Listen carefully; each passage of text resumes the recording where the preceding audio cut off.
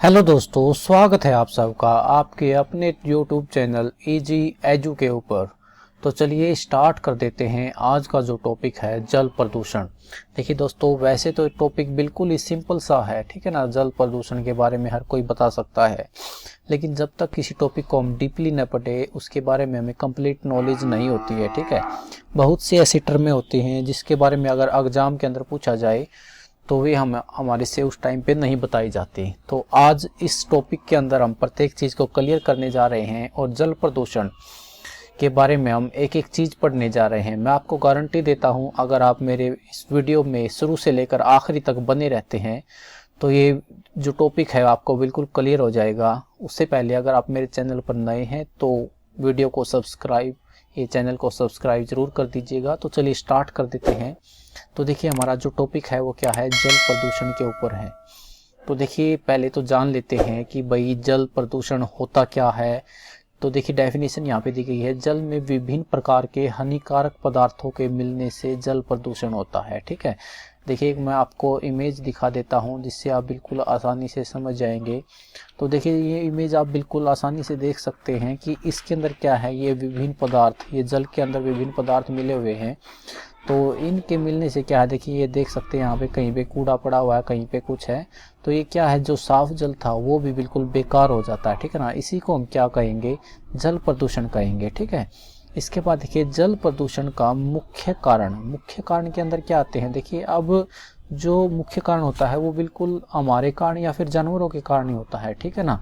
तो इसके अंदर जो मुख्य कारण में मानव या फिर जानवरों की जैविक या फिर औद्योगिक क्रियाओं के फलस्वरूप पैदा हुए प्रदूषकों को बिना किसी समुचित उपचार के सीधे जल धाराओं में विसर्जित कर दिया जाता है, ठीक है ना। इसमें क्या कहना जाता है कि भाई मानव हो या फिर कोई भी जानवर हो, ठीक है ना, वो क्या करता है, बहुत सी ऐसी क्रियाएं करता है जिसके कारण वो जल को प्रदूषित करता है। और मान लीजिए हम क्या है, नहाते हैं या फिर हम मल मूत्र त्यागते हैं, वो सीधा जल के अंदर प्रवाहित कर दिया जाता है। ऐसे ही जानवर करते हैं, तो जिसके कारण क्या होता है, हमारा जल प्रदूषित होता है। तो देखिए अब क्या है, जल प्रदूषण के बारे में थोड़ा सा बताया गया है।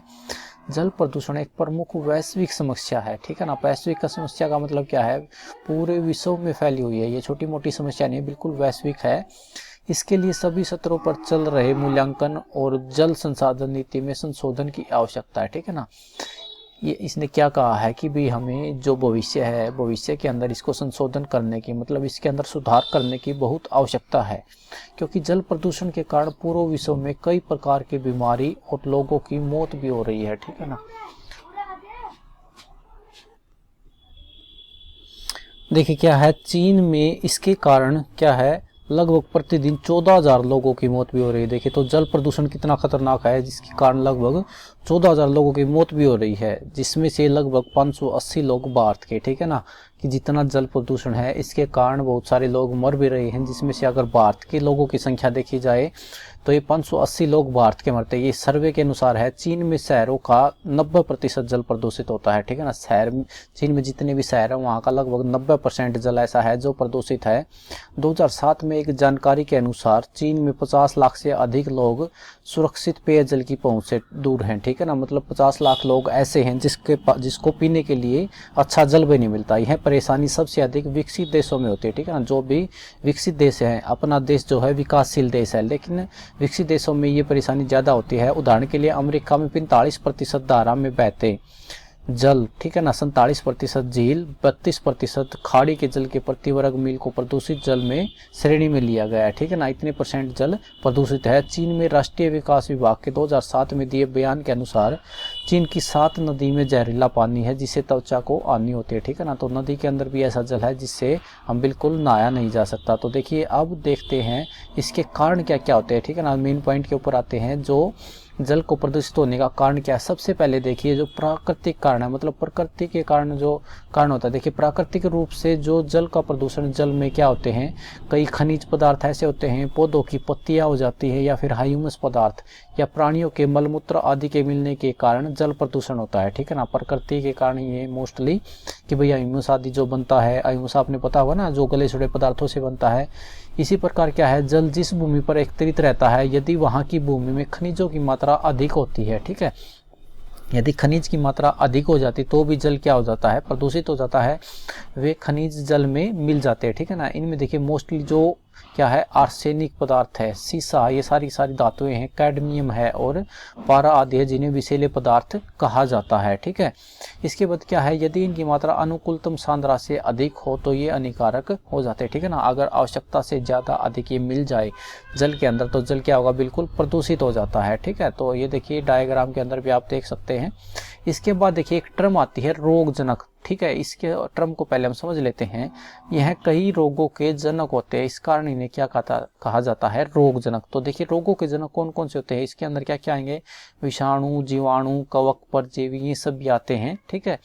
यह मुख्यतः क्या होते हैं, एक जगह के जल एकत्रित रहने पर हो जाते हैं। इसके अलावा कई गले सड़े खाद्य पदार्थों में भी पैदा हो जाते हैं, ठीक है ना। जब भी जल एक स्थान पर इकट्ठा हो जाता है तो ठीक है, उस सभी के अंदर ये सारी चीजें हो जाती हैं जो बीमारियां फैलाती है, इसलिए इनको क्या कहा जाता है, रोगजनक, मतलब रोगों को जन्म देने वाले। इसके बाद क्या है, एक टर्म आती है दूषित पदार्थ। दूषित पदार्थ के अंदर देखिए क्या है, इसमें कार्बनिक, अकार्बनिक तथा सभी प्रकार के पदार्थ जो नदियों में नहीं होने चाहिए इस श्रेणी के अंदर आते हैं, ठीक है ना। ये सारे के सारे दूषित पदार्थ जो जल के अंदर, नदियों के अंदर पाए जाते हैं, वे सारे के सारे क्या कहलाते हैं, दूषित पदार्थ होते हैं। कपड़े या बर्तन की धुलाई या जीवों या मनुष्य के साबुन से नहाने पर साबुन युक्त जल शुद्ध जल में विलय हो जाता है, ठीक है ना। ये सारी की सारी चीजें, कपड़े धोने पर जल के अंदर साबुन का पानी चला जाता है, या फिर बर्तनों की धुलाई का जल होता है, वो भी क्या करता है, जल को प्रदूषित करता है। खाने या किसी भी अन्य तरह का पदार्थ भी जल में घुले होने पर उसे क्या कर सकता है, प्रदूषित कर देता है, ठीक है। इसके बाद देखिए आगे देखते हैं हम क्या आता है।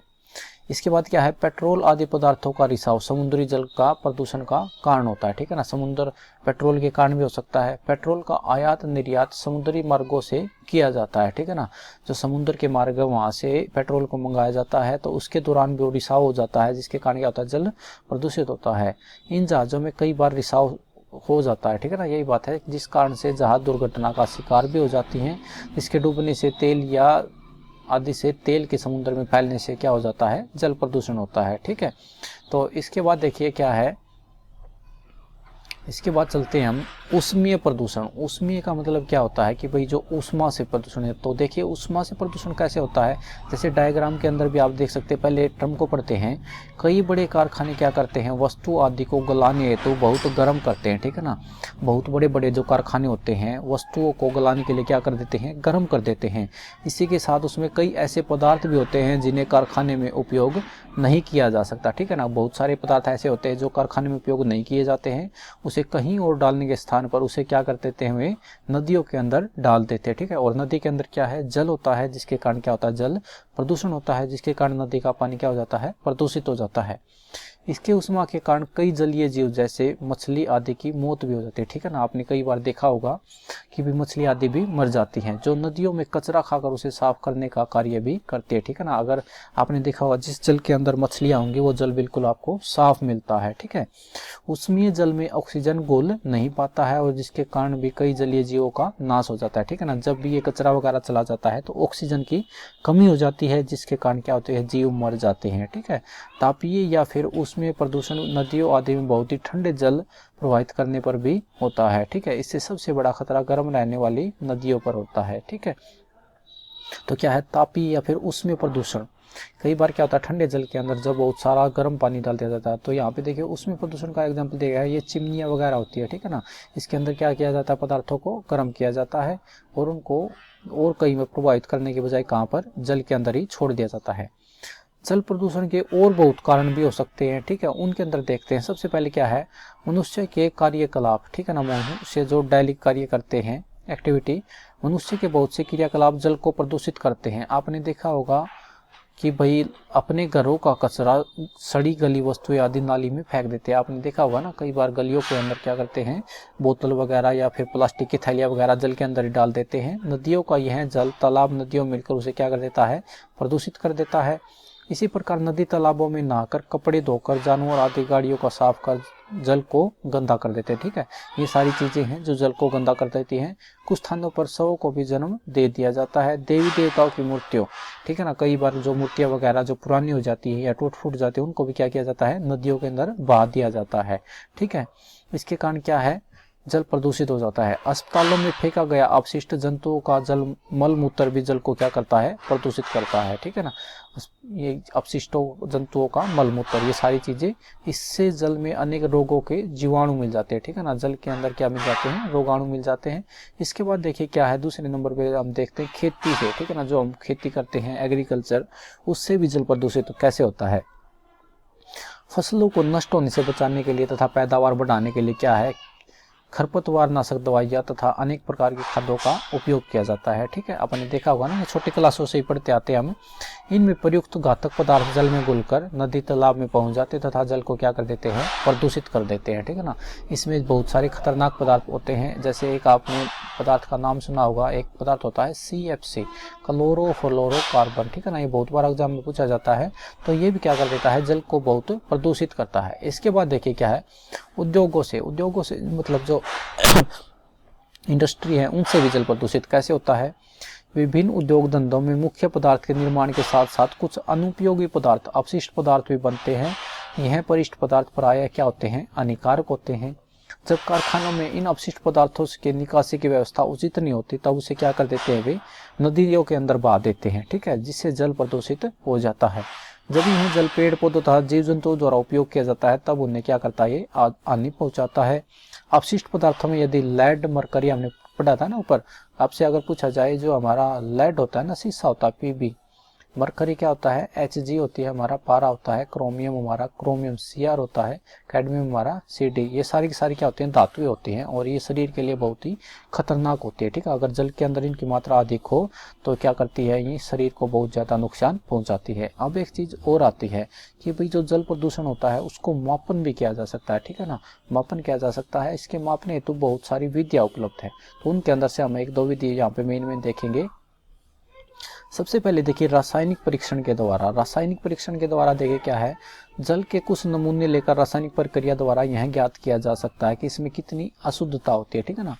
लैब के अंदर अगर जल को टेस्ट किया जाए तो उसके अंदर जो भी ये धातुएं वगैरह होते हैं, उनकी मात्रा को जाना जा सकता है। जितनी ज़्यादा मात्रा पाएगी उतना ही अधिक प्रदूषित होगा।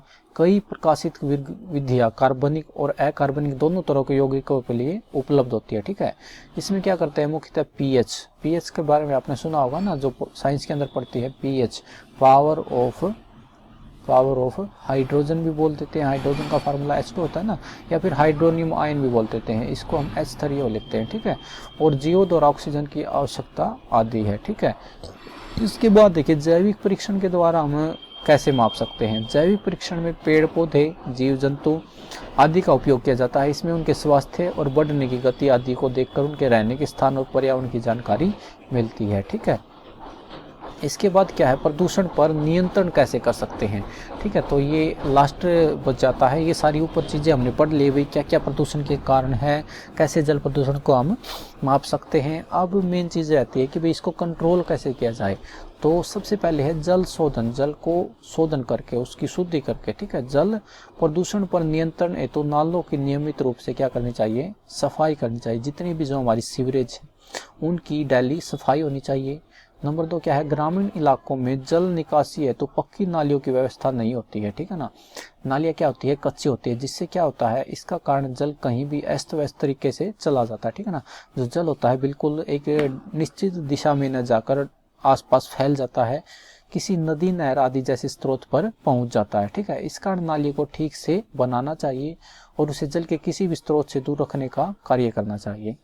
विद्यालयों में जल प्रदूषण का एक पाठ लगाना चाहिए, ठीक है ना। बच्चों को पढ़ाना चाहिए बचपन से कि भाई जल बहुत अनमोल है, इसकी हमें क्या करनी चाहिए, रक्षा करनी चाहिए, इसको प्रदूषित नहीं करना चाहिए। इसके बाद बारी आती है औद्योगिक अपशिष्ट रोकना, मतलब जो उद्योगों के अंदर कूड़ा करकट है उसको हमें रोकना चाहिए।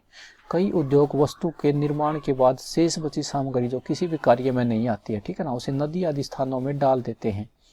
कई बार आसपास के इलाकों में भी डालने पर वर्षा के जल के साथ यह नदी या अन्य स्थानों तक पहुंच जाता है।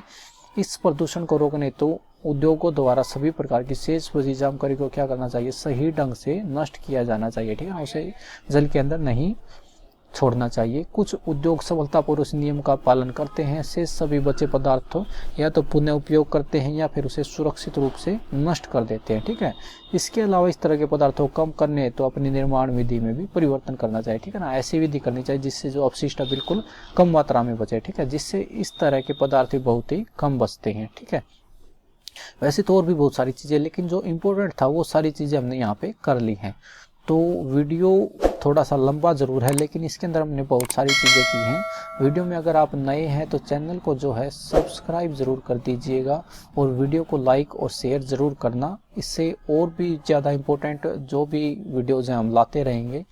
वीडियो को देखने के लिए धन्यवाद।